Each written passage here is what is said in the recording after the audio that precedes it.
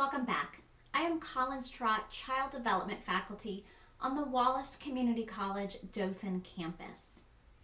In this episode, we are going to be learning about developing citizenship, civics, and government.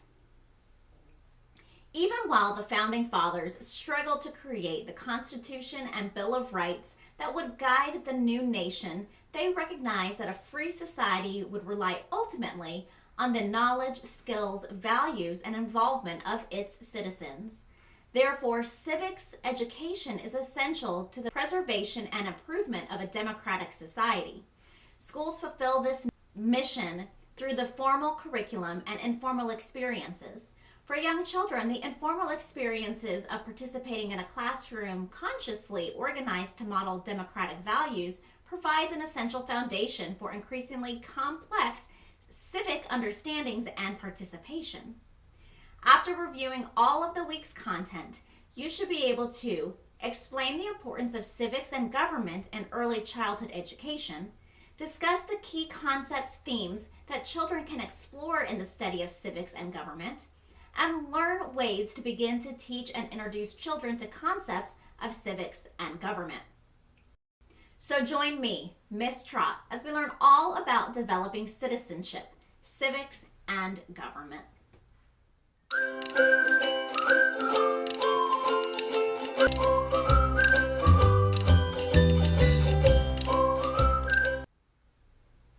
Teachers and schools manifest several democratic and governance principles on a daily basis. Rights and responsibilities, the individual versus the common good, rules and laws, participation, fairness, multiple perspectives, power and authority, and the role of authority figures to maintain order and ensure that basic needs and wants are met. Free societies rely on the knowledge, skills, values, and involvement of its citizens. Therefore, civics education is essential to the preservation and improvement of a democratic society. Civics education for children should focus on content knowledge, thinking skills, and participation skills.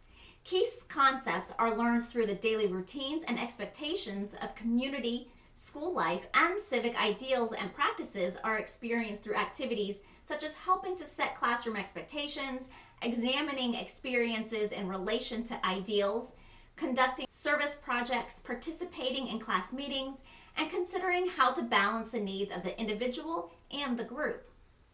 Young children explore their developing senses of fairness, rules, and order through relationships with others.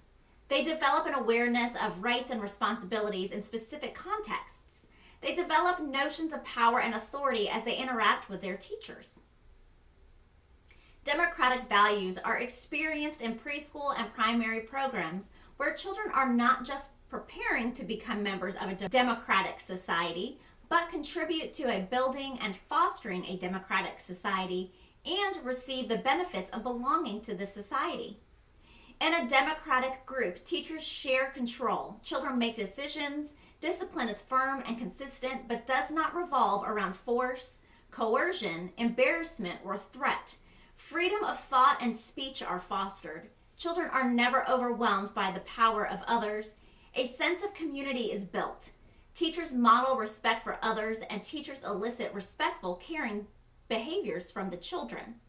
The disposition to work for the common good and participate in joint efforts begins early in life. For children under the ages of 7 or 8, participation begins when they assume responsibility for themselves. Rooms for 3 and 4-year-olds are arranged not only to permit, but to promote children's responsibility for their own dressing, toileting, and washing. These very young children may begin to assume responsibility for others and the group by joining in small groups for discussions, activities, stories, or songs. With adult assistance, 3 and 4-year-olds can participate in setting tables, serving food, cleaning up after play and work, or caring for plants and animals that belong to the group. Learning to live and participate within a group means setting rules and following them. Children should take part in establishing rules in the class. Other rules are made for the children. Experiencing rules and discussing their purposes can help children realize that rules are meant to protect them and others.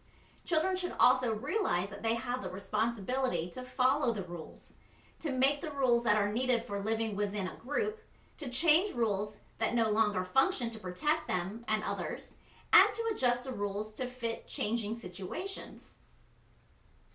Political concepts typically based on children's own experiences are introduced to children informally.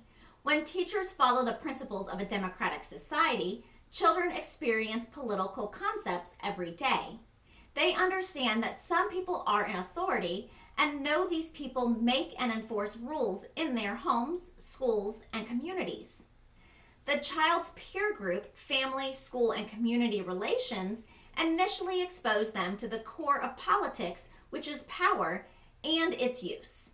Children directly experience rules and limitations as givens and behavior as good or bad, depending on whether it conforms to the rules. Children understand authority through their experiences at home and in school, and they see the president as a symbol of the government. Thus, children begin to understand that there are officials, people long before they can distinguish their positions and roles. They can also begin to understand that people in authority are responsible for making sure that needs and wants are met, that order is maintained, and that conflicts are managed and resolved. With experiential understandings of rules and authority and power, rights and responsibilities and citizenship, children will be able to learn increasingly detailed, differentiated, and abstract information. The habits and procedures involving in voting can be an appropriate part of children's early educational experiences. Children who have made many choices for themselves and experience the consequences learn to accept the consequences of the vote. Activities that involve voting, making choices, and respecting the choice of the majority can be experienced from a very young age. Using a variety of symbols such as pictures and visual stories and songs and movement can help children begin to understand abstract political concepts in concrete terms.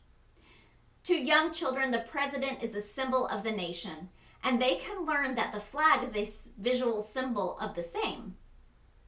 Ownership of and responsibility for democracy involves much more than daily reciting of the pledge or even reciting the pledge on special occasions. Children must first learn who they are and how they fit into their own immediate community. Only after children develop individually in relation to family, school, neighborhood, and community can they begin to gain an understanding of their democracy. Now, let's review what we've learned. Each preschool primary classroom serves as a small laboratory in which children live the values of democracy. In a democratic classroom, teachers share control. Children make choices, freedom of speech, and thought are fostered. Children's rights are respected, and they are not overwhelmed by the power of others. A sense of community is built, and teachers serve as models of respect for others. Through their interactions with others within a democracy and its symbols, children will learn political values, especially those of the rule of the law, participation in democracy, ownership, and responsibility. That wraps us up for this episode. You can learn more about this topic by reviewing the resources posted in your course. As always, if you have any questions, please contact me or your instructor. Thanks for joining me, Miss Trott, as we learn all about developing citizenship, civics, and government. See you next time.